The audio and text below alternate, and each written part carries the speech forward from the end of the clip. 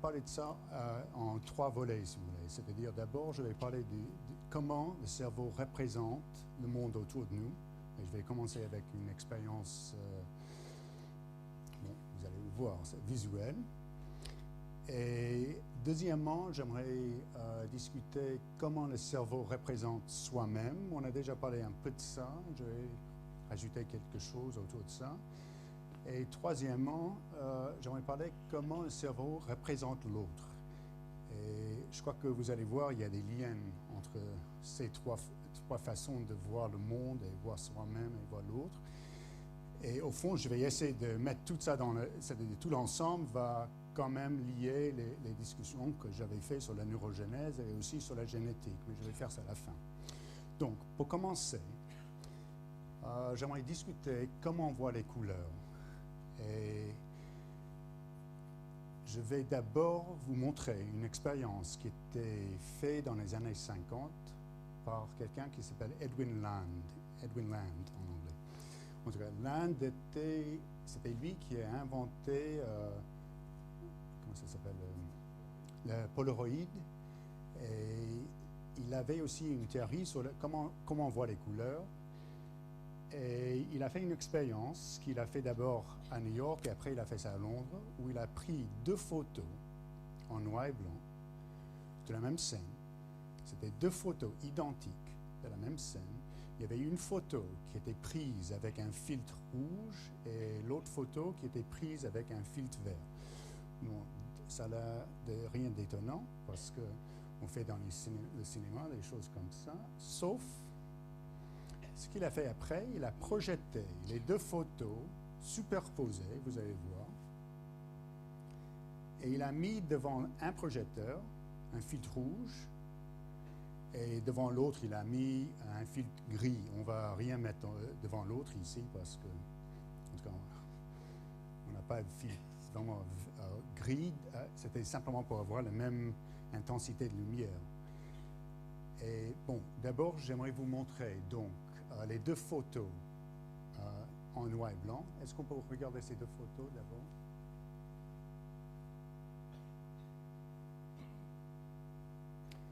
Voilà. Bon, ça, donc, mais une à la fois.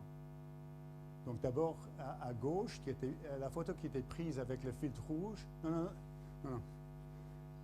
La photo, c'est-à-dire projecteur à gauche. Bon, ça c'est le filtre vert. Et maintenant, l'autre photo en noir et blanc. Ça, c'est avec un filtre rouge. Et maintenant, les 2 photos superposées. Et mettons le filtre rouge devant le projecteur rouge, à gauche, quoi. Hein.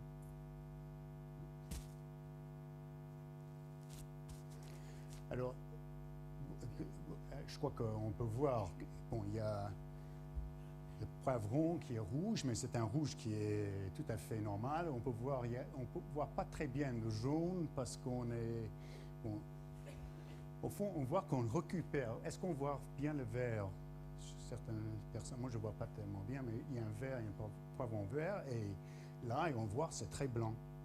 Maintenant, est-ce qu'on peut renverser les deux? C'est-à-dire, voyons ça. Ça, c'est aussi avec un filtre rouge, donc on n'a que la lumière rouge. Et là, ça c'est devenu vert. Il y a la lumière blanc et vert. Bon, merci pour l'instant. Voilà. Bon, ça c'est l'expérience. Bon, c'était un peu plus spectaculaire quand il a fait ça parce qu'il a quand même ajusté la lumière dans les 2 projecteurs et tout, mais je crois que vous avez l'idée là. L'idée c'est qu'on peut reconstruire à partir des photos en noir et blanc la scène originale en couleur. Et donc, le problème, c'est comment ça se fait qu'on peut le faire? Alors, Land avait une théorie qui est en partie vraie, en partie, c'est pas tout à fait vrai, c'est-à-dire c'est plus complexe de ce qu'il a prétendu, mais ce que je vais d'abord essayer de faire, c'est de vous montrer le problème que Land a essayé d'expliquer, et après, je vais vous montrer pourquoi c'est pas tout à fait la vérité. C'est-à-dire, c'est un début d'une théorie de comment on voit les couleurs. Bon, le vrai début, c'est qu'il n'y a pas de couleurs dans le monde. C'est-à-dire, la couleur, c'est inventé par nos cerveaux, et c'est comme ça que j'ai décidé de commencer avec ça. C'est-à-dire, il y a les ondes qui ont des longueurs très variables. Et nous voyons, ça c'est pas très bon, mais je peux rien faire, franchement. Nous voyons dans cette gamme, c'est en versin. On voit dans cette gamme-là, c'est-à-dire les longueurs très courtes, c'est dans le bleu, et les longueurs très longues, c'est dans le rouge. Et au milieu, il y a le vert et les jaunes. Et ça, c'était pour montrer, je ne sais pas si ça marche ici, que si on... il y a une croix là au milieu, en haut. Ici, il y a la même croix. C'est exactement la même couleur dans les deux contextes. Mais on ne voit pas la même couleur. Donc, la couleur change avec le contexte, qui va poser un problème, donc on ne peut pas vraiment expliquer pour l'instant. Bon, de toute façon, ce qu'il y a dans le monde actuel, il y a des surfaces qui vont refléter les ondes, c'est-à-dire les différentes ondes sont reflétées par les surfaces différemment. Donc, si on a une onde qui est longue, ça sera reflété autrement que si c'est une onde courte. Et en plus, la combinaison des ondes reflétées sera variable. Donc là, on regarde les fleurs. Si on regarde les fleurs, ici, on est en train d'abord, ici, c'est un gladiole, et c'est un gladiole jaune. Le gladiole jaune a tendance, remarquez qu'il n'y a pas une seule onde qui est reflétée par le jaune, c'est-à-dire il y a toute une série d'ondes qui changent, mais continuellement, c'est-à-dire il n'y a rien d'abrupt dans le changement. Ça, c'est gladiole jaune. Ça, c'est ici un gladiole orange, et c'est tout à fait une autre combinaison d'ondes. Ici, le numéro 3, c'est violet. Remarquez qu'il y a ici, il y a beaucoup plus de lumière qui sort ici, et il y a beaucoup plus de lumière qui sort ici, et ça donne l'orange. Et finalement, on a ici le vert. Et ça, c'est pas un gladiole, je crois que c'est un... Oui, c'est un gladiole. Le troisième, c'est une rose. Voilà, donc c'est pour montrer que la façon dont les ondes sont reflétées, c'est très variable, et l'œil est en train de regarder ces variations. Si on regarde la peau, voilà, en haut, il y a la peau blanche, et ça, c'est la peau noire. Et donc, la façon de refléter les ondes, c'est quoi ça? On me donne toujours ces trucs modernes. J'adore pas faire ça. Donc, en tout cas, en haut, il y a la peau blanche, et ça, c'est la peau noire. Et remarquez encore, c'est-à-dire la façon dont les ondes sont reflétées, c'est très variable. Et finalement, ça, c'est une peinture, c'est-à-dire c'est vert, c'est une peinture achetée, et donc c'est artificiel. Et là, ce qui est intéressant, c'est la façon de refléter les ondes. C'est pas du tout ce qu'on s'appelle smooth en anglais, c'est-à-dire c'est pas continu. C'est-à-dire il y a ici, tout d'un coup ça devient plus, et tout d'un coup ça devient plus. Les choses naturelles, c'est beaucoup plus, c'est-à-dire ça change lentement. C'est continuel. Il y a une espèce de continuité là qui n'existe pas dans les trucs artificiels. Bon, donc la façon de refléter les ondes, c'est très variable dans le monde. Et ce que le cerveau doit faire, c'est d'une façon ou l'autre, essayer de donner un sens à ça. Nous avons dans nos yeux les récepteurs qui sont sensibles. Ça, c'est le récepteur qui est sensible à ces ondes-là. Ça, c'est soi-disant un récepteur de bleu, des ondes très courtes. Mais voyons encore, ce n'est pas sensible à une certaine longueur d'onde. C'est sensible à toute une série de longueurs d'onde. Ça, c'est les récepteurs pour la nuit. Ça, c'est sans importance pour nous ici. Et voilà, ça, c'est les récepteurs, soi-disant, dans les longueurs d'onde moyennes. Et donc, plutôt dans le vert. Bon, encore, c'est très variable. Et finalement, ça, c'est les longueurs d'onde très longues, plutôt dans le rouge. Encore, c'est très variable. Bon, l'explication de Land, qui est en partie, si vous voulez, vraie, c'était la suivante. Il disait, au fond, le cerveau est en train de faire une comparaison des images créées dans chaque onde, chaque longueur d'onde. Donc, au fond, il disait, si on prenait par exemple longueur d'onde en rouge, on a une photo comme la photo en noir et blanc, qui n'est pas exactement la même chose que la photo en noir et blanc prise avec une photo, un filtre vert. Est-ce qu'on peut voir s'il vous plaît, le premier diapo. On fait les deux. Hein. Un côté moderne dans ce truc. Très archaïque. Moi, je suis plutôt archaïque. Donc. Voilà. Si on prend on prend un filtre vert avec le vert, ça devient noir. Filtre vert avec rouge, ça devient gris. Donc, ce qu'on a, c'est 3 photos, si vous voulez, 3 images qui sont des intensités dans chaque onde différentes. Et l'idée de Land était que le cerveau est en train de comparer ces 3 photos, entre guillemets, c'est-à-dire chaque longueur d'onde et mesure l'intensité, si vous voulez, c'était mesuré par les récepteurs dans l'œil. Et parce qu'il y a 3 genres de récepteurs, des récepteurs qui sont dans longueur d'onde très longue, les récepteurs dans longueur d'onde très courte, et aussi au milieu, on peut faire la comparaison. Et donc le cerveau, selon l'Inde, était en train de faire ce genre de comparaison, et il invente à partir de cette comparaison les couleurs qu'on voit. Et dans un sens, tout ce qu'on doit faire, c'est reprendre, par exemple, les photos qu'on a en noir et blanc, comparer, en sachant qu'il y a une photo qui était prise avec filtre rouge, un autre avec filtre vert, on peut comparer où se trouve quelque chose qui est noir, plutôt noir dans le filtre, avec le filtre rouge, et le même endroit dans le filtre qui était vert. Et si le même endroit est clair, ça veut dire que cet endroit c'est rouge. Et on peut comparer tous les endroits et prédire qu'est-ce qu'on va voir comme couleur, plus ou moins. En tout cas, ça c'était l'idée de l'Inde. Au fond, ça ne marche pas tout à fait. C'est-à-dire ça marche, comme vous l'avez vu, ça marche dans le sens que je pourrais quand même créer plutôt la scène originale à partir des photos en noir et blanc.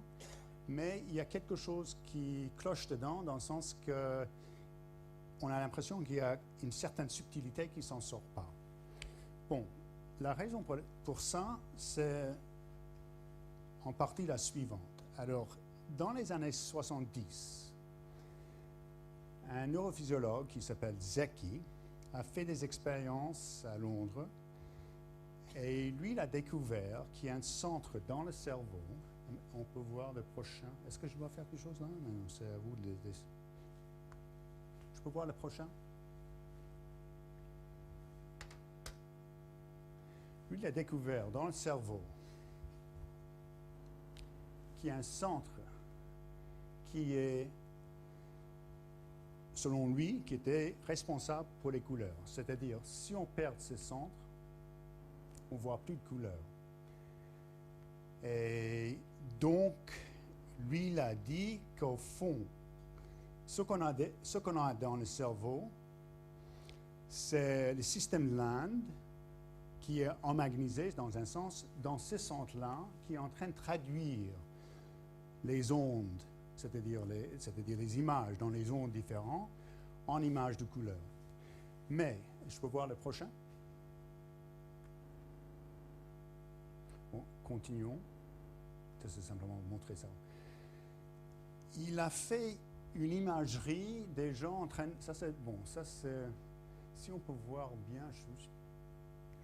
Bon, ça, c'est... Ici, quand c'est comme ça, c'est le centre qu'il a découvert. Ça s'appelle V4, si vous voulez savoir le mot technique. Ici, c'est V4.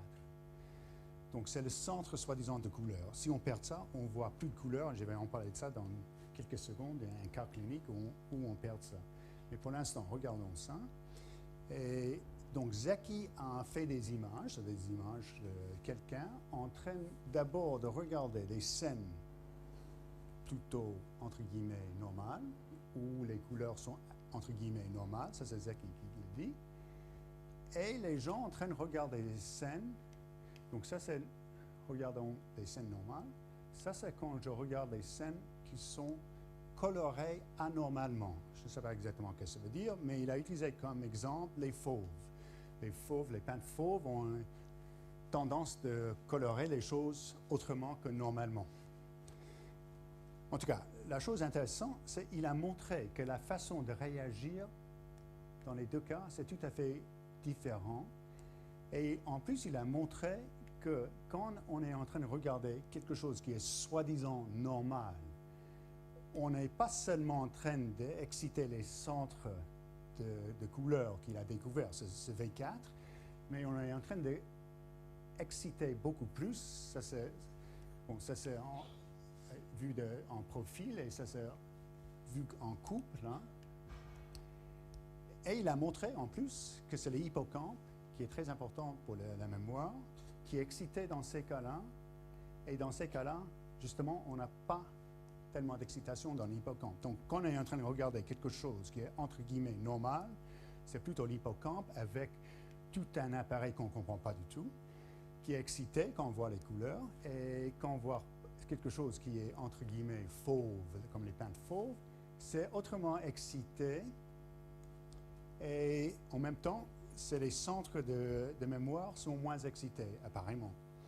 En tout cas, la raison pour laquelle je vous montre ça, c'est parce que ça montre que cette idée qu'il y a un centre spécifique pour les couleurs est plutôt, disons, contestée, pour être poli. C'est-à-dire, maintenant, on pose beaucoup de problèmes, et même, moi je prends ça exprès, parce que c'est Zeki lui-même qui défend. Il y a beaucoup de gens qui défendent cette position aussi. C'est-à-dire, moi, je ne suis pas en train d'essayer de dire c'est faux ou vrai. Je dis simplement qu'il y a un énorme problème avec cette idée qu'il y a un centre qui est en train de déterminer spécifiquement notre capacité de voir les couleurs. Et au fond, c'est beaucoup plus complexe. Et une des raisons pour lesquelles ça doit être complexe, c'est parce que quand on voit les couleurs, on ne voit pas ça tout à fait dans le système de Land. C'est le contexte qui compte beaucoup. Et il y a d'autres choses qu'on ne comprend pas aussi, qui est très important. En même temps, on peut dire que le système de Land marche pas mal, parce que quand on regarde la télévision, on est en train d'utiliser ce système-là. Ce qu'on a dans la télévision, c'est-à-dire chaque point a trois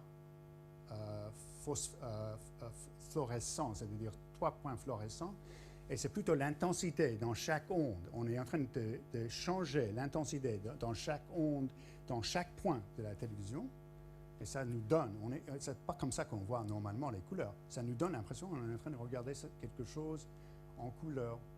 Donc on est en train de changer les intensités de chaque onde, dans chaque point. Et ça fausse d'une telle façon le cerveau, il pense qu'il est en train de regarder quelque chose en couleur.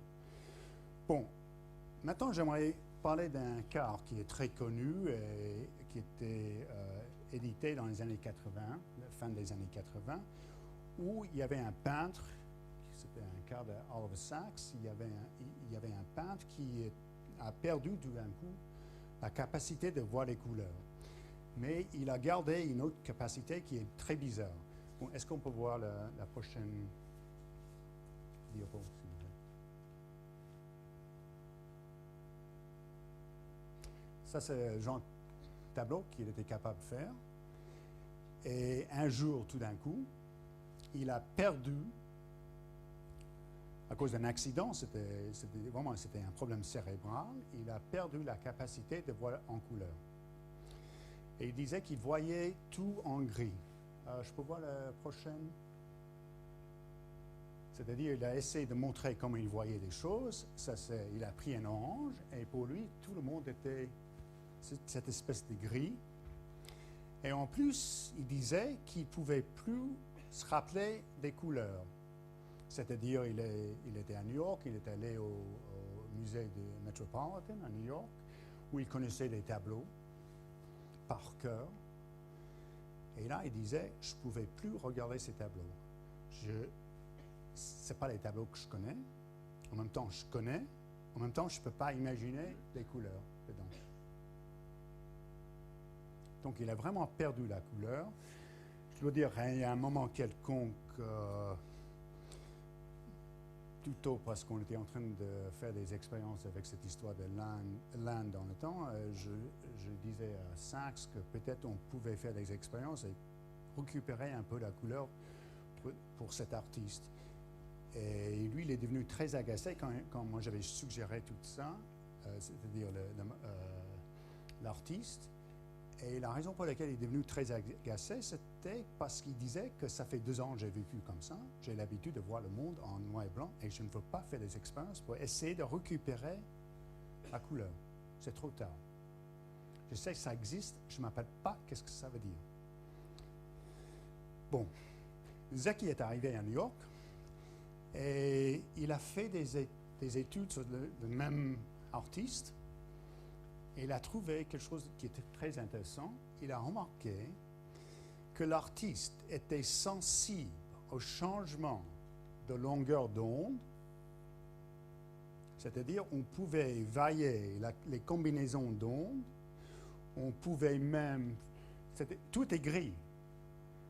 Mais si, dans la lumière, il a changé les combinaisons d'ondes, tout de suite, l'artiste a dit, non, je vois, c'est pas le même gris.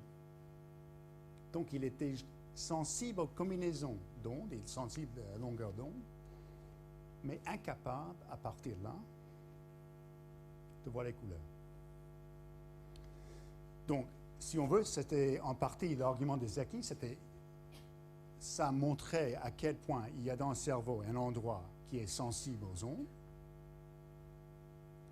mais il faut quand même avoir un centre de comparaison. La façon si on veut, dans chaque onde, disons dans chaque photo noir et blanc, pour chaque récepteur, parce qu'on a 3 récepteurs, 3 genres de récepteurs, pour chaque genre de récepteur, il y a entre guillemets une photo en noir et blanc, et le cerveau est en train de comparer ces 3-là.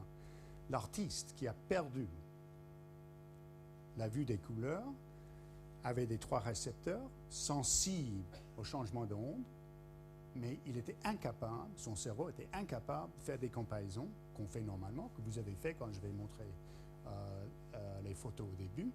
Il était incapable de faire des comparaisons, et donc il était incapable de créer des couleurs.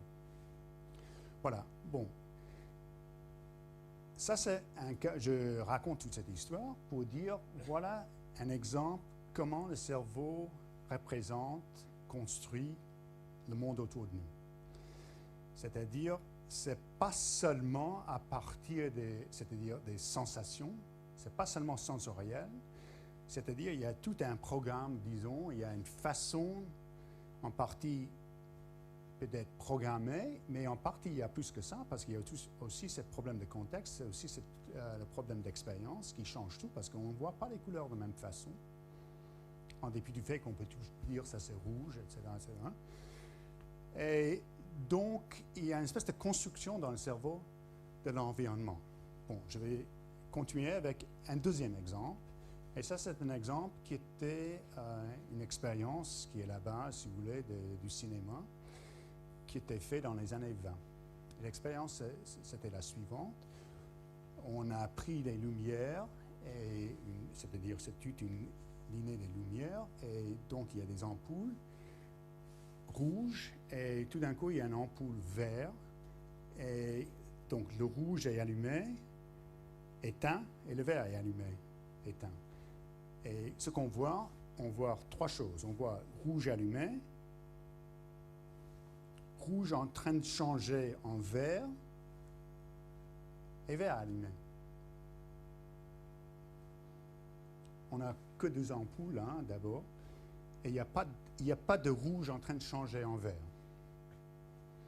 Donc les gestaltistes ont essayé d'expliquer ça. Et au fond, le problème, c'est comment ça se fait que le cerveau est en train de créer ce truc intermédiaire qui n'existe pas, ça n'existe nulle part. Mais le cerveau est en train de créer une espèce d'événement, de changement de vert en rouge, de rouge en vert, ça dépend dans quel sens on voit ça, et qui n'est pas dans l'environnement.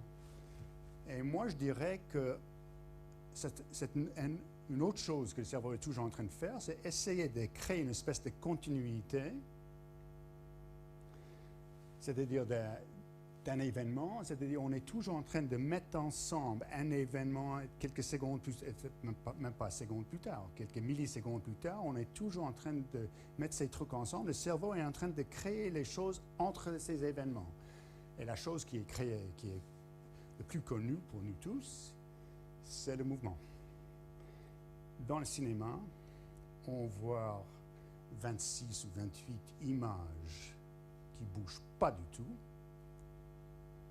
On regarde ça, ça change, c'est-à-dire 28 images ou 26 images dans une seconde, et on ne voit pas les images statiques, on voit les images en train de changer. On voit le mouvement. Et le mouvement est nulle part sur l'écran. Donc c'est encore une création du cerveau. Et pour vous donner un exemple clinique, il y avait dans les années 80 une femme qui,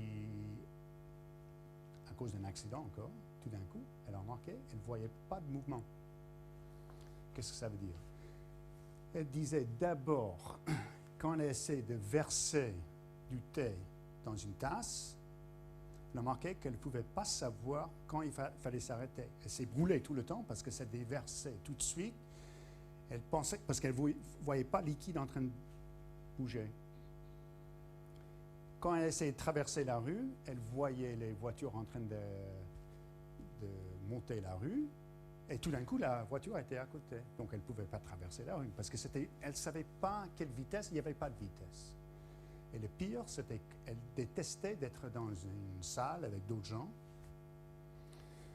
parce qu'elle entendait la voix, et tout d'un coup, la personne n'était plus là, et elle ne comprenait pas comment on peut être là, et les gens étaient toujours en train de sauter, mais vraiment, elle ne voyait pas le mouvement entre les choses. Donc, il y a là, si vous voulez, une capacité, c'est-à-dire quand on voit le mouvement, il y a une capacité qui est inventée par le cerveau. C'est des mouvements. Qu'est-ce que ça veut dire? Parce que moi, je suis en train de bouger comme ça, mais pourquoi vous êtes en train de voir ça comme un mouvement? D'où ça vient? Bon, je ne vais pas entrer dans la façon dont peut-être on apprend ça, parce que surtout, il y a un apprentissage, et l'apprentissage a quelque chose avec l'enfant, sa façon de bouger, la façon de mettre ensemble le côté visuel avec le côté de mouvement et le côté touche. Tout ça, c'est très important. Et on sait, si on est privé, par exemple, de la vision, on ne va jamais comprendre certains genres de choses, même si on récupère la vision plus tard, parce qu'on ne peut pas mettre ces trucs ensemble. Donc, il y a un apprentissage, à quel point c'est inné ou programmé, à quel point c'est pas inné, pas programmé, on ne sait pas vraiment. Donc, ce n'est pas quelque chose qu'on peut décider. Mais pour l'instant, donc ça c'est au fond, si vous voulez, les questions sur la façon de voir le monde à l'extérieur. Je vais vous donner deux autres exemples. Il y a un exemple qui vient du 18e siècle, mais au fond, on pensait que c'était un exemple qui n'avait pas de sens. C'était quelqu'un qui s'appelle Charles Bonnet, qui a écrit un bouquin en 1760, qu'on trouve ici à Paris, dans l'école de médecine, justement, et on trouve nulle part à New York, de toute façon. Et dans ce bouquin, il décrit les gens qui ont des problèmes de vue. Et il disait que c'est bizarre, ces gens-là ont une façon de raconter des histoires. Le genre d'histoire qu'ils racontent, c'est par exemple, moi je parle de quelqu'un qui a ce problème. Moi, quand je me lève le matin, je vois les flics, mais tout petits là, en train de chercher les voyous, tout petits là, et ils les mettent en prison là, c'est tout petit, tout ça c'est petit. Et quand quelqu'un, moi je dis, regarde les flics là, c'est très drôle, c'est comme un jouet. Et s'il y a quelqu'un dans la rue, dans la chambre qui me dit, mais qu'est-ce que tu fais là? Je regarde les flics là. Mais il n'y a pas de flics là. Ah oui, tu as raison. Tout de suite, c'est-à-dire c'est une espèce d'hallucination. Mais si on dit, mais il n'y a rien là, ils vont tout de suite dire, ah oui, c'est vrai. Et ils vont même dire, c'est bizarre parce que c'est très vrai tout ça, mais c'est mes yeux. Il y a d'autres exemples. Par exemple, il y avait une femme qui le matin regardait par la fenêtre, elle a dit, c'est drôle, il y a des vaches qui arrivent ici. Et quelqu'un lui a dit, mais il n'y a pas de vaches. Ah oui, c'est mes yeux qui me trompent encore. Ou l'autre exemple que je trouve formidable, c'est quelqu'un en train d'essayer de mettre ses chaussures et tout d'un coup, il voit 100 chaussures autour de lui, donc il ne sait pas exactement lesquelles il faut mettre. Et en même temps, donc ça c'est un exemple, ça s'appelle maintenant le syndrome de Charles Bonnet. Et quand Bonnet a décrit ça, les gens ont dit, bon, c'est une façon d'écrire les gens qui sont fous, et au fond, ça n'a rien à voir. Quand on a des problèmes de vue, ce qui se passe, c'est que le cerveau est en train d'essayer de remplir ses trous. Mais ce qui est intéressant avec le syndrome de Bonnet, c'est si on prend, nous avons tous un trou dans l'œil, c'est l'endroit, ça s'appelle la fovea, je ne sais pas comment c'est dit en anglais, en français, c'est-à-dire c'est l'endroit où les nerfs de la rétine entrent dans le cerveau, c'est-à-dire ils sortent de l'œil. Et donc il y a un trou, dans le sens que la rétine n'est pas là, donc il y a une espèce de trou qu'on ne voit pas. C'est-à-dire on peut faire des expériences pour vous montrer qu'il y a un endroit dans la rétine où il n'y a rien, il n'y a pas de rétine. Normalement, ce qui se passe, le cerveau va remplir ce trou, donc si je regarde un mur, et s'il y a un trou dans le mur, et si ce trou tombe sur le trou dans ma rétine, je ne vais pas voir le trou. Le cerveau va remplir ça comme si c'était une surface glisse. Si je change un peu la position, je vais voir le trou. Ça, c'est normal, mais normalement, donc le trou dans notre rétine est rempli. Ce qui se passe dans ces cas-là, il y a quand même quelque chose, c'est-à-dire parce qu'ils ne voient pas clair, ils sont en train de remplir, si on veut, les trous, mais ce n'est pas seulement visuel. C'est aussi, si on veut, conceptuel. Donc il y a des concepts, c'est-à-dire il y a toute une histoire, on ne comprend même pas d'ailleurs. Souvent, ce sont des choses qui ont quelque chose dans leur histoire, ou même quelque chose de fantasiste, mais il faut faire attention, ce n'est pas quelque chose qu'on peut contrôler, c'est vraiment des hallucinations. Et en même temps, ces gens-là sont capables de dire, bon, moi je sais très bien que c'est pas là, mais c'est très réel. Et je ne suis pas fou. Ça, c'est très clair. Récemment, il y avait l'Indien dont j'avais parlé à la première conférence, a raconté quelqu'un qui est venu chez lui, c'était quelqu'un jeune, et donc il avait eu un accident avec ses yeux. Et il disait que, tu sais, mon vieux, il y a un singe qui est assis là. Et Ramahad a dit, mais il n'y a pas de singe. Il a dit, oui, je suis très conscient du fait qu'il n'y a pas de singe. Mais je peux te dire, mon vieux, pour moi, il y a un singe. Il y a même des gens qui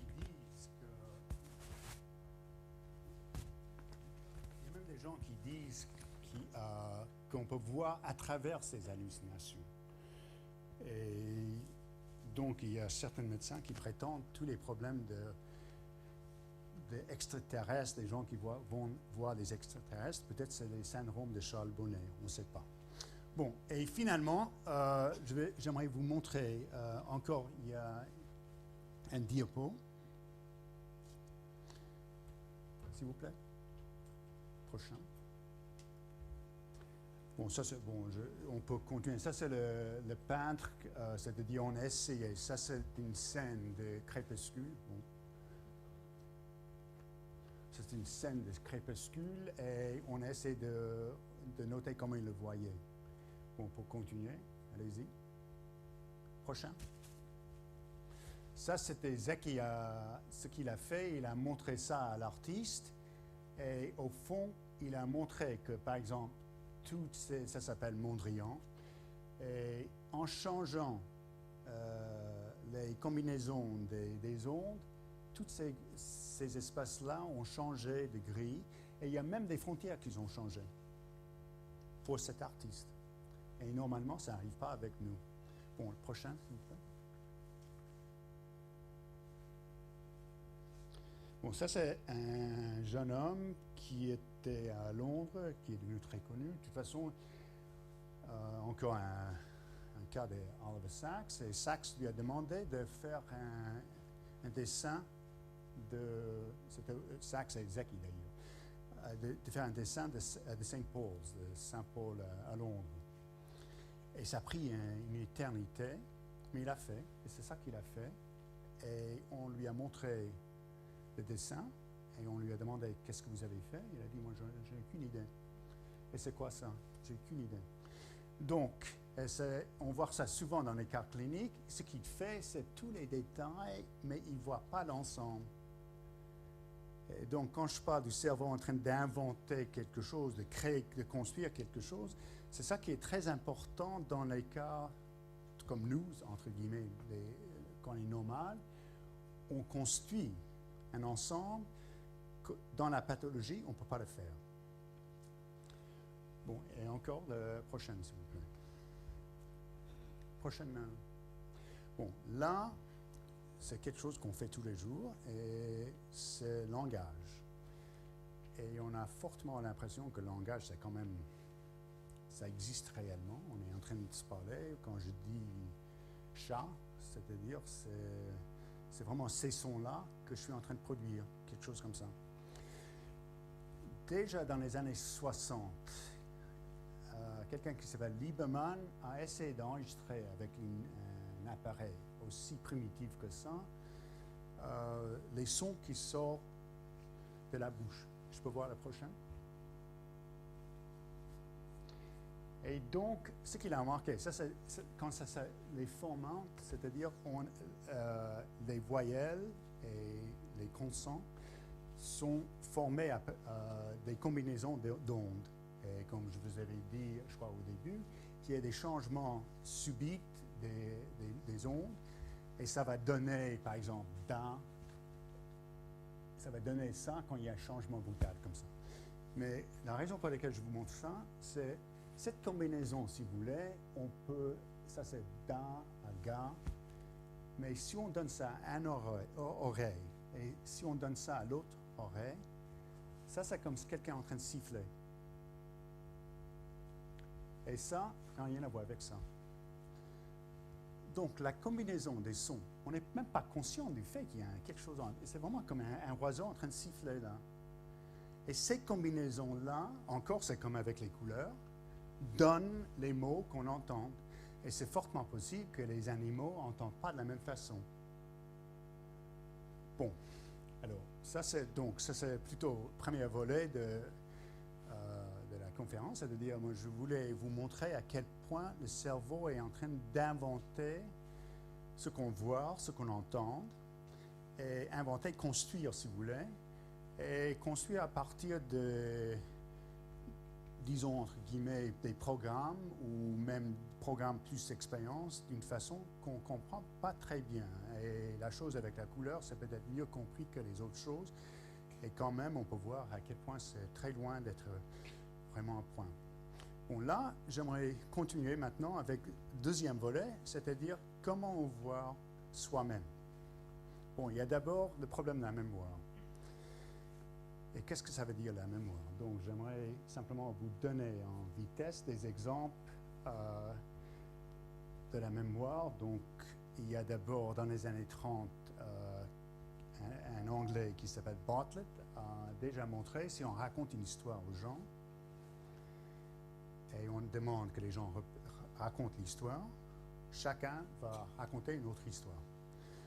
Et on ne peut jamais avoir la même histoire de tout le monde. C'est-à-dire, ça veut dire pas mal de choses pour les témoins, la justice et tout ça. On n'a jamais la même histoire.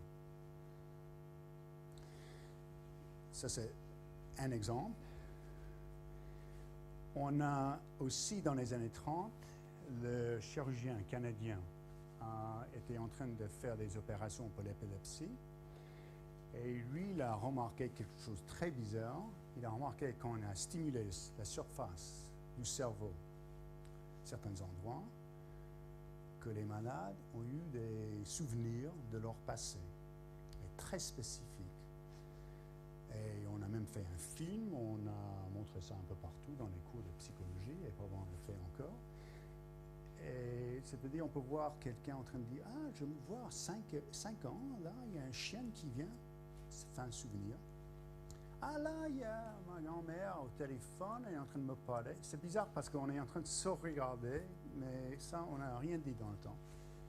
En tout cas, il a trouvé ça, et lui, il a dit « Ça, c'est finalement, on a trouvé que les souvenirs sont emmagasinés dans le cerveau. Point. » Et bon, on n'est pas conscient de ça normalement, mais si on peut stimuler la surface, on va faire s'en sortir, avec un peu de veine, ses souvenirs. Et bon, c'était tellement spectaculaire, il a fait à peu près 1500 opérations, et il a filmé, disons, 100 cas, et c'est devenu très répandu, et donc tout le monde était vraiment étonné à quel point on a des vidéos dans nos têtes, c'est seulement, il faut faire sortir tout ça. Comment exactement, on ne savait pas. C'était dans les années 70, on s'est demandé comment ça se fait qu'il n'y avait que 100 cas dont il a filmé, en tout cas. Au fond, on a trouvé qu'il n'y avait même pas 100 cas où il y avait ce genre de souvenirs, ou à peu près 100 cas. Et donc on s'est dit, attendez, il a quand même fait 14 ou 1500 opérations. Il a fait la même chose avec tout le monde. Les opérations, c'était pour d'autres raisons. C'était pour l'épilepsie. Et c'était pas un problème d'éthique, si vous voulez. Il était en train de chercher le point de l'épilepsie et elle est tombée sur cette découverte. De toute façon, on disait, comment ça se fait qu'on n'a que à peu près 100 cas sur les plus que 1000 cas des gens qui se souviennent de leur passé quand il est en train de stimuler comme ça.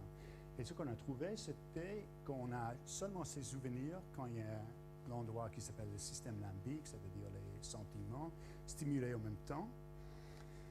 Et en plus, on a trouvé que ce n'était pas du tout des souvenirs, mais c'était la façon dont le patient, le malade, a vu les choses dans le couloir en venant vers la salle d'opération. Donc, il a entendu « Ah, j'ai vu ma grand-mère l'autre jour, j'ai parlé au téléphone. » Ou il y a quelqu'un qui disait « Ah, quand j'avais 5 ans, ou quelque chose comme ça, il y avait un chien. » Et le malade ne s'est pas rendu compte que ce n'était pas ses souvenirs à lui, mais c'était des souvenirs, ce n'était pas des souvenirs, c'était des brins de conversation qu'il a entendus. Mais la conviction, disons, venait du fait qu'en même temps qu'il a entendu tout ça, sans savoir que ça venait pas de lui dans un sens, c'était des choses qu'il avait entendues, la conviction que c'était de lui venait du fait qu'au même moment, il y avait tout le système limbique, ou une partie du système limbique, qui était activé, qui a donné ce genre de conviction, à un point où il y avait quelque chose de faux, c'est-à-dire le fait qu'il pensait que c'était un souvenir, il pensait que c'était un vrai souvenir. Voilà. Bon, alors ça c'est donc pour la mémoire, ça c'est simplement quelques exemples. J'aimerais aussi qu'il ne faut pas oublier, j'avais parlé de ça déjà, donc je vais simplement rappeler de ça. J'ai parlé d'image du corps et je vous avais donné l'exemple de négligence. Et quand il y avait la négligence, Bisiac, rappelez-vous, Bisiac disait qu'il avait mis l'eau froide dans l'oreille de quelqu'un qui avait une négligence et qui disait « ça ne m'appartient pas ». Avec l'eau froide, tout d'un coup, il s'est dit « ah non, c'est paralysé mon bras ». Donc il a reconnu son bras et 2 heures plus tard, il n'a pas reconnu son bras et il a oublié qu'il avait dit qu'il avait reconnu son bras. Donc il y a un changement d'image du corps. Avec le changement d'image du corps, il y a un changement de souvenir. Et donc l'écart plus spectaculaire, et on va voir plus de ça maintenant, pas dans les cas des personnalités multiples, mais dans d'autres cas. De toute façon, les cas plus spectaculaires sont les cas des personnalités multiples où il y a un changement de corps. Et avec changement de corps, il y a un changement de souvenir et même de la façon dont on se voit. Alors, je dois dire que pendant assez longtemps, en partie à cause des... En tout cas, les choses changent, disons. Et la façon de voir les choses change. Donc, pendant très longtemps, on disait que les personnalités multiples n'existent pas. D'ailleurs, il y avait même un bouquin assez intéressant d'Ian Hacking où il a essayé de montrer que le syndrome de personnalité multiple a commencé, le nombre des cas ont augmenté au moment où il y avait beaucoup plus d'abus sexuels, soi-disant dans les tribunaux en Amérique. Donc tout d'un coup, on disait, parce qu'on cherchait comment expliquer les gens qui ont eu les souvenirs des abus sexuels 30 ans plus tard. Et donc, on essaie d'expliquer ça à travers les personnalités multiples. En tout cas, c'était vraiment un peu n'importe quoi. Et donc, tout d'un coup, il y avait beaucoup plus de cas de personnalités multiples. En tout cas, donc, toute l'idée des personnalités multiples avait une réputation de quelque chose un peu fumeux, disons. Je dois dire maintenant, c'est moins vrai. Il y a des neurologues qui disent qu'il faut regarder ça de plus près. Si vous voulez, c'est très facile de créer une personnalité multiple. On prend les cas de négligence, comme Bisiak a fait, on met l'eau froide dans l'oreille et on va changer de personnalité. C'est exactement ça. Et ce qu'on change, c'est l'image du corps avec toute la façon de voir le monde. Bon. Donc, quelque chose d'autre que je veux... Oui, alors donc, il y avait très récemment un article sur un autre phénomène qui est lié avec ce problème d'image de corps. De temps en temps, il y a des gens qui voient leur corps eux-mêmes de l'extérieur, c'est-à-dire, ça s'appelle en anglais out-of-body experience, c'est-à-dire hors de soi-même, hors du corps de soi-même, on se voit. On ne voit pas, c'est très malin cette façon de se voir, parce qu'on ne voit pas le visage. Moi, je suis là, en train de me regarder, je ne vois pas mon visage, mais je vois mon corps. Et je ne vois pas seulement mon corps, je peux voir, par exemple, les jambes sont plus courtes, et si je lève mes jambes comme ça, tout d'un coup, les jambes vont m'attaquer, c'est-à-dire, je vais avoir l'air qu'ils sont venus et ils vont me frapper dans le visage. Donc, je dois me protéger. Et c'est à peu près la même chose avec les bras. Donc, on se met à l'extérieur du corps. Bon, je vous avais dit que Bisiak a noté qu'il était en train de mettre l'eau froide dans l'oreille de quelqu'un qui a une négligence. Quand il fait ça, il est en train de stimuler le système vestibulaire. C'est le système qui est concerné avec l'équilibre. Alors ça, c'est l'excuse, c'est-à-dire, si vous voulez, de temps en temps, parce qu'on fait référence à des choses anciennes, 18e siècle, et parce que le titre de la conférence Nouvelles données, ça c'était édité dans Nature il y a 3-4 semaines, d'accord? Donc c'est le dernier cri. Alors là, c'est quelqu'un qui a cette expérience de se voir, et là on a localisé l'endroit. Encore, c'est quelqu'un qui a l'épilepsie. Donc, la raison pour laquelle on était en train de faire l'opération, c'était pour voir où est l'endroit où était l'épilepsie. Et pour vous assurer que ça n'a rien à voir avec ce que je vais vous montrer, le centre de l'épilepsie est là.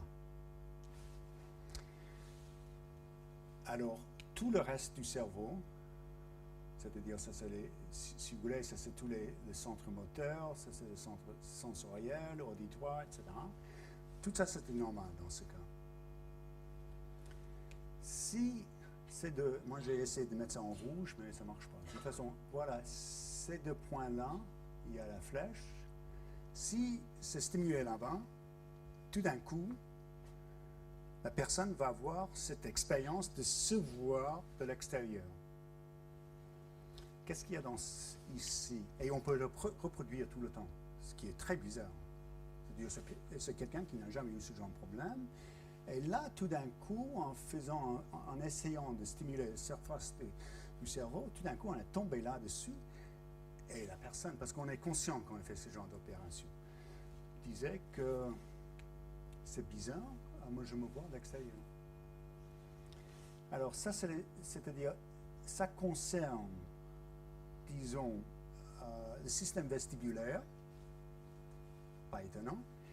Et si vous voulez, bon, bien sûr, on ne comprend pas exactement qu'est-ce qui se passe là-bas, mais si vous voulez, on a l'impression que ce qu'on est en train de faire, c'est débrancher le système vestibulaire du système sensoriel et moteur. Donc, si vous voulez, c'est une espèce de carrefour de système moteur, système sensoriel et système vestibulaire. Et si ça devient débranché, on a cette expérience de soi-même en dehors de soi-même. Donc, les constructions que le cerveau est en train de faire dépendent vraiment de cette capacité de mettre ensemble. Côté vestibulaire, c'est très important, on voit. Ça, on voit dans l'expérience de Bichat. Mais de garder ça ensemble avec le système moteur et le système sensoriel. Bon. Donc là, j'aimerais, troisième volet, parler de comment voir soi-même. Comment voir l'autre, je veux dire. Et pour commencer, j'aimerais raconter l'histoire de... Attendez.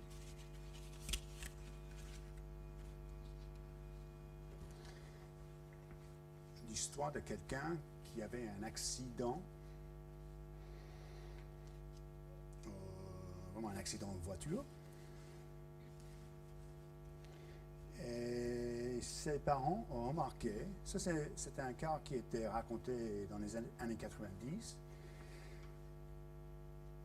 que c'était bizarre, mais il traitait ses parents de faux parents. Il disait, je te reconnais, mais tu n'es pas mon père. Pas du tout. Je sais très bien, tu es en train de jouer mon père. Ou il pouvait faire la même chose avec la mère. En même temps, s'il prenait le téléphone, il a reconnu tout de suite la voix de son père, de sa mère, et il était même capable de dire, tu sais, il y a quelqu'un en train de jouer avec moi, qui prétend qu'il est toi, mais il n'est pas toi.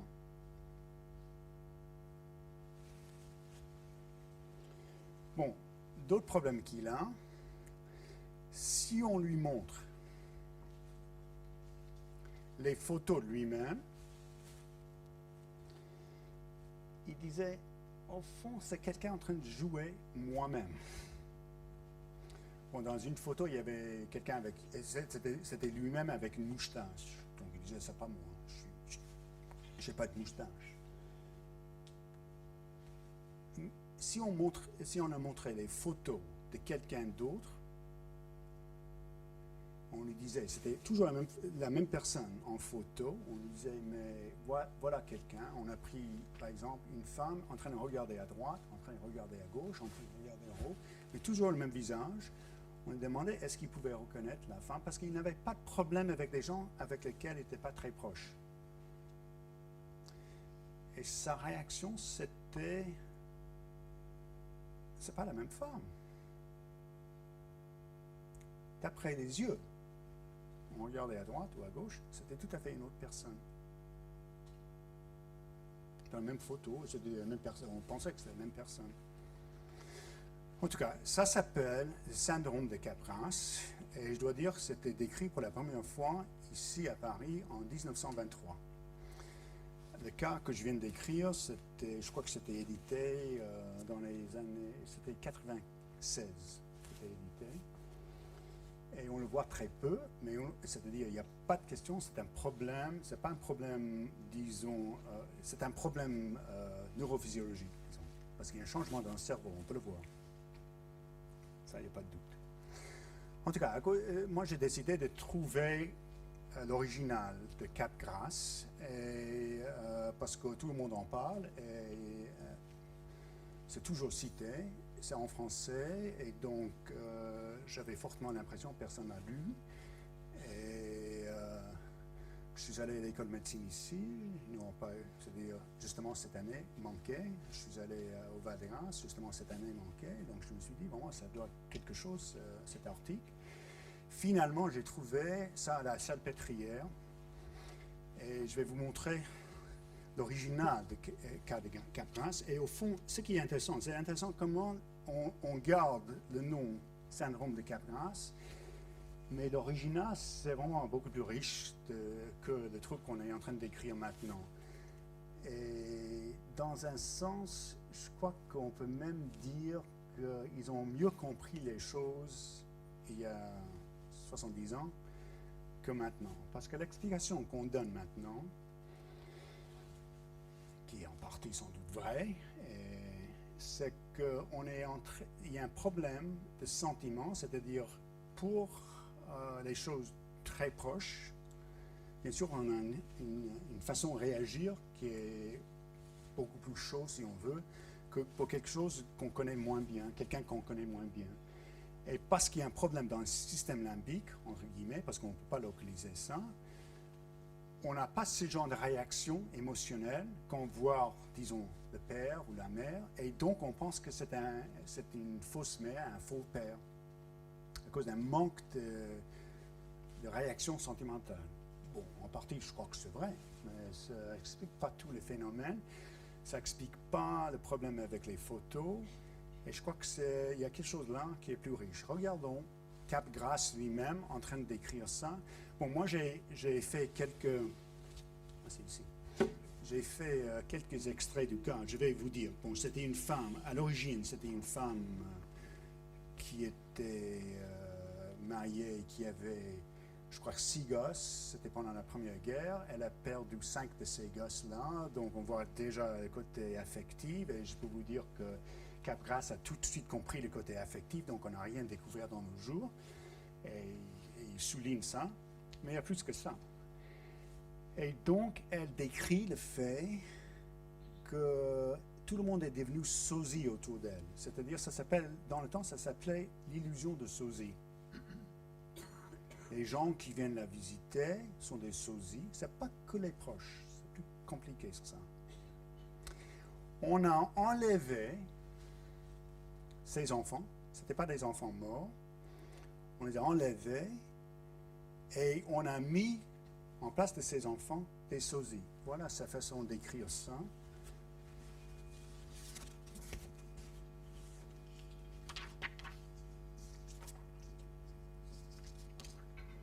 C'est en haut là. Au fur et à mesure, il m'enlève une enfant, il m'en donne une autre qui lui ressemble. J'en fais en plus de 2000 en 5 ans. Ce sont des sosies. Il venait journalement des filettes. Bon, elle continue comme ça. Et en plus, il y a quelque chose d'autre là qui est important pour la suite de ce que je vais parler maintenant. Elle remarque que ce sont des gens qui sont des menteurs. C'est-à-dire, tout le monde est en train de mentir. Hein. C'est très important. Elle, moi, je suis bien. Ça, c'est au milieu là. Moi, je suis honnête. Je suis une femme honnête. Mais tous ces gens-là qui font des enlèvements, qui sont en train de substituer, font des sosies, et tout est sosie, mon mari, tout, les enfants et tout, et je vois des milliers de sosies. Tous ces gens-là sont malhonnêtes, sont des voleurs, et en plus, et ça c'est le troisième truc là qui est intéressant, elle disait que c'est bizarre, moi-même, physiquement, on m'a changé. J'étais blonde. Elle décrit tout. C'est-à-dire, là, vous pouvez avoir l'idée. On m'a changé physiquement. Donc là, si vous voulez, il y a des éléments de mensonge, dont je vais revenir dans une seconde. Il y a l'élément, si vous voulez, de personnalité multiple, parce qu'elle change. Et avec personnalité multiple, il y a l'élément, si vous voulez, d'image du corps. Donc, dans un sens, si on prend l'original, on a l'impression qu'il y a tous ces fils-là dont j'avais essayé de parler. Dans ce cas, il y a un changement d'attitude, et donc elle est en train de créer ces sosies. Bon, la raison pour laquelle je parle de l'histoire de Capgras, c'est parce que je voulais aussi parler de problèmes d'autisme, qui est beaucoup plus commun, c'est-à-dire c'est vu partout, et donc je vais faire ça brièvement. Et je vais décrire en bref le problème chez l'autiste et la raison pour laquelle je veux parler de ça, très brièvement, et aussi la schizophrénie, simplement pour arrondir la présentation, si vous voulez. L'autiste n'est pas social, c'est-à-dire quand l'autiste est capable de parler, au fond, il reste asocial. Et il a quelque chose qui est très bizarre, il ne comprend pas le temps, dans le sens que si on va lui dire « Qu'est-ce que tu as fait pendant le week-end ?» il ne va pas comprendre. Si vous disiez au lieu de dire ça, « Mais quand tu étais chez grand-mère, qu'est-ce que tu as fait ?» Il était chez grand-mère pendant le week-end, il va décrire tout. Donc, si on donne un détail, il comprend. Mais si on parle du temps dans le sens de séquence, il ne comprend pas du tout. Notez d'ailleurs, en tout cas, je n'ai pas vraiment décrit ça, mais si on prend le cas de Capgras, lui, il ne comprend pas que c'est la même photo de la personne en train de regarder là, là et là. Donc, il ne peut pas faire séquence, il ne peut pas intégrer toutes ces photos dans une personne. Et l'autiste a le même genre de problème avec le temps, c'est-à-dire c'est plus large que le temps, mais l'autiste peut quand même reconnaître les gens. Mais il y a un autre problème que l'autiste a, et bon, peut-être c'est le truc le plus connu, l'autiste ne comprend pas le prétendu. On ne peut pas prétendre avec un autiste, il ne comprend pas du tout. Il y a une femme qui est devenue très célèbre parce qu'elle était autiste, mais en même temps elle a eu un doctorat en Amérique et elle a même inventé des choses. Moi, je ne l'ai jamais vue, mais quelqu'un qui l'a vue m'a dit elle est vraiment bizarre. Mais il y a une façon d'écrire cette femme comme si elle est tout à fait normale. Je dis ça pour ça. Mais de toute façon, elle a dit qu'elle ne comprend pas les romans, elle ne comprend pas du tout le cinéma. Qu'est-ce qu'ils font dans ces trucs-là? Mais je comprends très bien un article scientifique, si c'est logique. Donc, quelque chose qui est entre guillemets logique, je peux comprendre. Elle disait même, tout mon passé, c'est comme un CD. Je dois le rejouer et je peux comprendre qu'est-ce qui s'est passé là, là et là. Donc, il y a une espèce de logique là-dedans. Mais la chose la plus frappante, elle ne comprend pas du tout le prétendu, elle ne comprend pas du tout le mensonge. Et on trouve ça tout le temps avec les autistes. Je peux voir la prochaine diapo, s'il vous plaît? Non, c'est pas ça.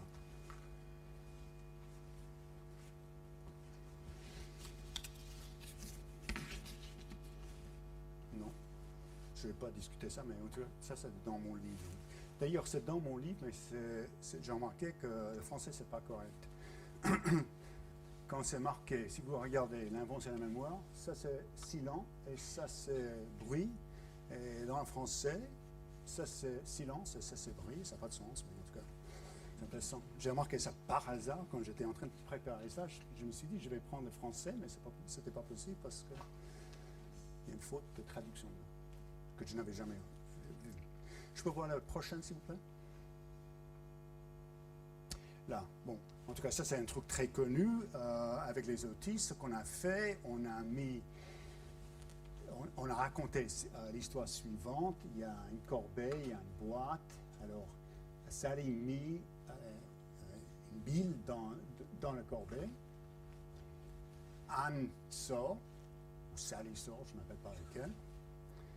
Anne prend le bill et elle met ça dans la boîte,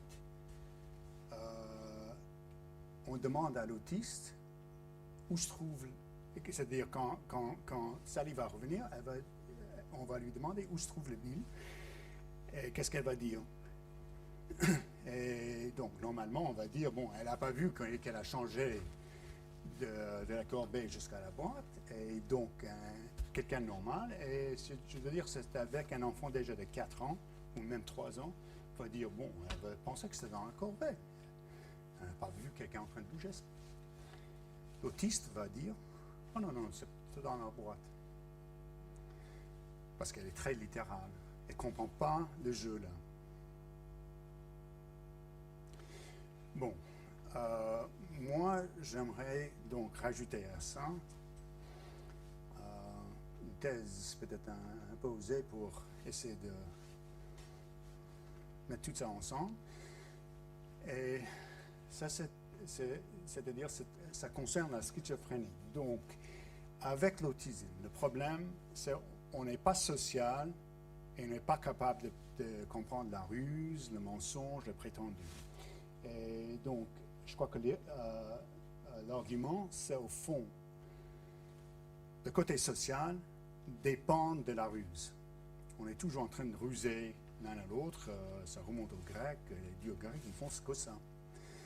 Et la raison pour laquelle on est obligé de faire ça, c'est parce qu'on ne comprend pas l'autre, on ne sait pas qu'est-ce qui se passe dans la tête de l'autre. Donc on doit quand même glisser presque d'une personnalité à l'autre, mais aussi essayer de savoir, mais toi, tu veux dire quoi? Ah oui, tu veux dire ça.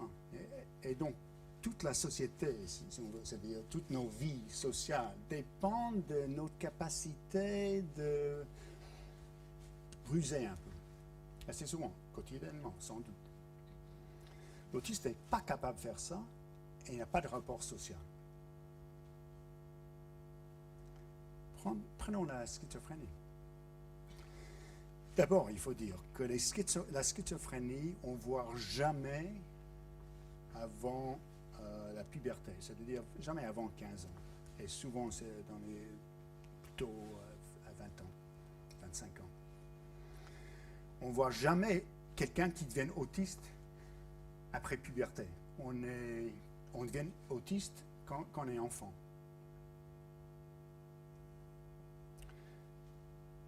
Les schizophrènes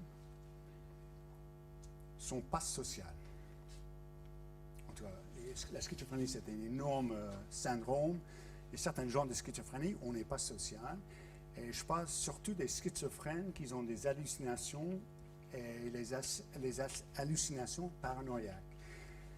Et ce que j'aimerais dire, c'est, moi je crois, ce qu'on a là, c'est le même phénomène qu'on a, disons, avec le syndrome de Bonnet. Qu'est-ce qui se passe dans le syndrome de Bonnet? Il y a des trous, si on veut, dans la vue, et d'une façon ou l'autre, le cerveau est en train de remplir ces trous, créer des hallucinations.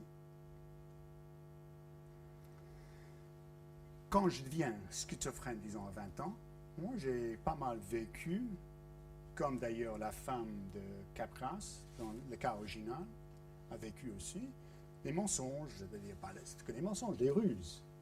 Je jouais avec mes amis. Quand je deviens schizophrène, je suis plus capable de comprendre ça. Je ne suis plus capable de comprendre les ruses, les mensonges. C'est comme l'autiste. Et donc, qu'est-ce qui fait le cerveau?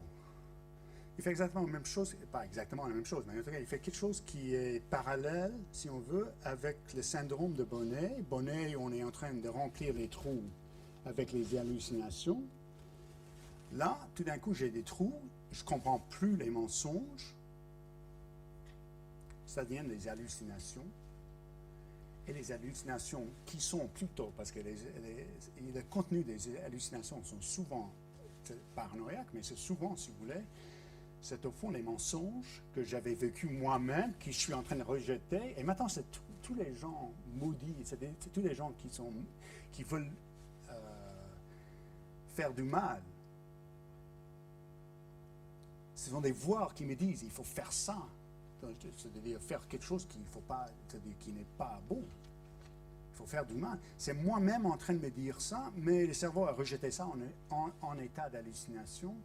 Et donc, si vous voulez, c'est l'autisme plus tard. Sauf parce que j'ai tous ces vécus, le cerveau est en train de quand même remplir le fait que, bon, j'ai tous ces ruses, qu'est-ce que je peux faire avec ça? Le cerveau met ça en hallucination.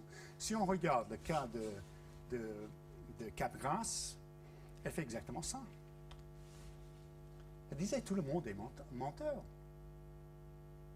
Tous ces sosies qui sont en train de mettre là, c'est que les mensonges. On est en train de remplir tout le monde avec les mensonges. Donc je crois, c'est-à-dire moi je dis ça pas comme thèse absolue, mais je crois qu'il y a là quelque chose de très important dans notre façon, notre comportement. C'est-à-dire, moi je crois que c'est très important, le vrai et le faux, c'est le fait qu'on peut distinguer les deux, et ce qui est vrai n'est pas vraiment vrai, ce qui est faux n'est pas vraiment faux. Ce sont des constructions, mais on est obligé dans la vie quotidienne de créer cette division entre vrai et faux.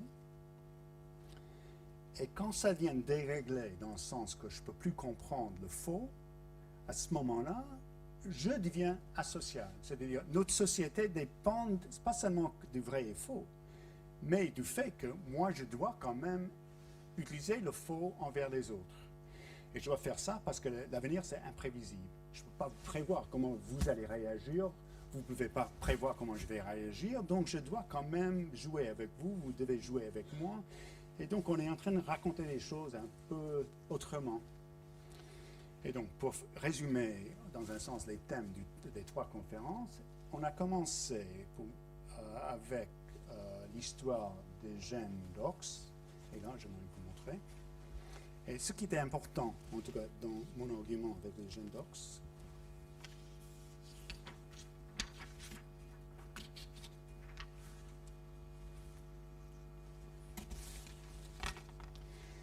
ce qui avait important, c'était toujours les mêmes gènes, en tout cas,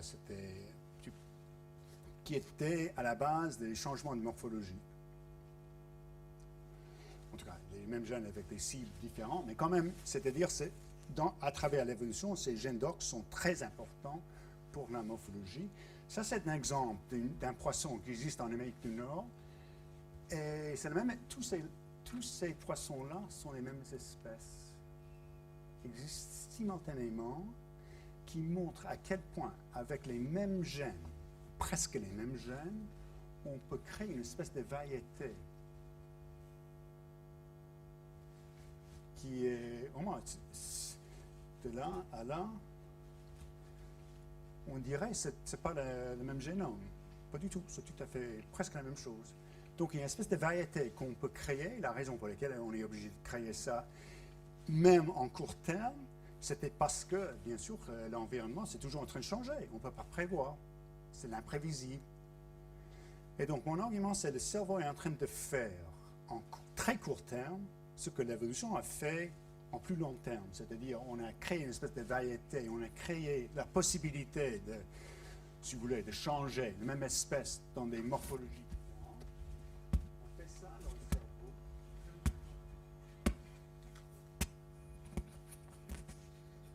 Je pense qu'il n'est pas d'accord, ce micro.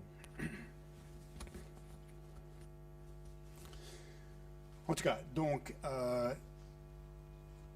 dans la deuxième conférence, c'était la neurogénèse. Et qu'est-ce qu'il y a avec la neurogénèse? Bon, mon argument avec la neurogénèse, c'était, au fond, la neurogénèse, c'est en train de renouveler l'apprentissage et la mémoire.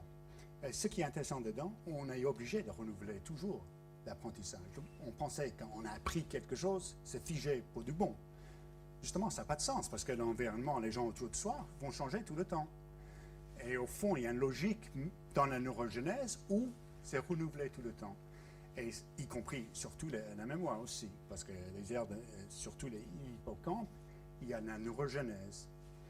Bon, troisièmement, aujourd'hui, mon but, c'était lier ça avec la mentalité. Et au fond, l'argument, c'est la ruse, si vous voulez. dans la mentalité, c'est essentiel pour nos vies en commun.